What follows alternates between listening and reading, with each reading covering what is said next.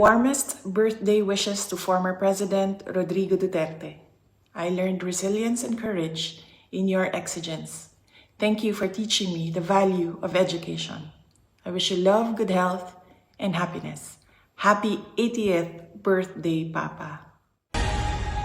Mga kababayan, aking taus-pusong pasasalamat sa lahat ng mga Pilipino na sumusuporta at nagmamahal kay dating Pangulong Rodrigo Duterte. Sa mga kababayan natin sa Pilipinas, the Netherlands at iba't ibang panig ng mundo, napakalaking bagay para kay Pangulong Duterte ang pagtitipon ninyo para sa kanyang pag-uwi at kaarawan. Maraming salamat at napapagaan nito ang mga hamon na hinaharap niya ngayon.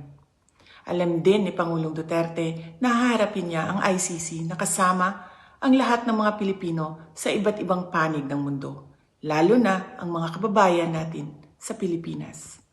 Sa kanyang pagdiriwang ng kanyang 80th birthday, huwag nating kalimutan na ipagdasal sa Diyos na sana ay biyayaan pa siya ng mas magandang kalusugan at mas mahabang buhay.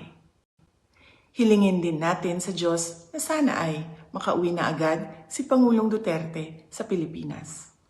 Ang ating mga pagtitipon ay nagpapatunay ng lakas, tapang at paninindigan ng mga Pilipino.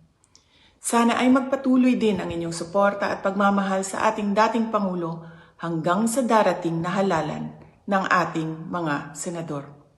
Sa inyong kaisog, suporta o pag-ampo, kami nagasandig o naghinaot na atong makabot ang hustisya alang kang Rodrigo Duterte sa mga Pilipino ug sa atong nasod Pilipinas.